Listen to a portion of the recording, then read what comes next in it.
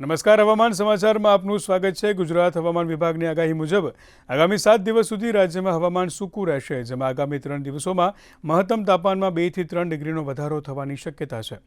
ખાસ કરીને કચ્છ અને સૌરાષ્ટ્રના જિલ્લાઓમાં આગામી 6 દિવસ માટે હીટ વેવની આ ચેતવણી આપવામાં આવી છે.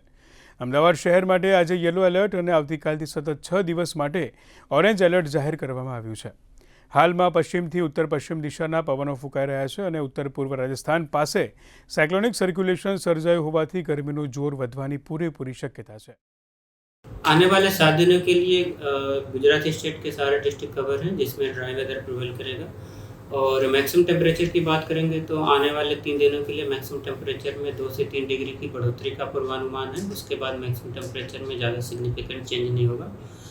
और मैक्सिमम टेम्परेचर रियलाइज की बात करेंगे तो अहमदाबाद में 43 और गांधीनगर में 42.8 डिग्री सेल्सियस मैक्सिमम टेम्परेचर पिछले 24 घंटे में रियलाइज हुआ है।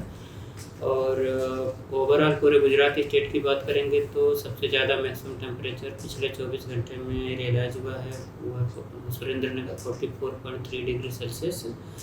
और वार्निंग की बात करेंगे तो आने वाले 6 दिनों के लिए हीट वेव की वार्निंग है गुजरात रीजन में और साथ में सौराष्ट्र और कच्छ रीजन में।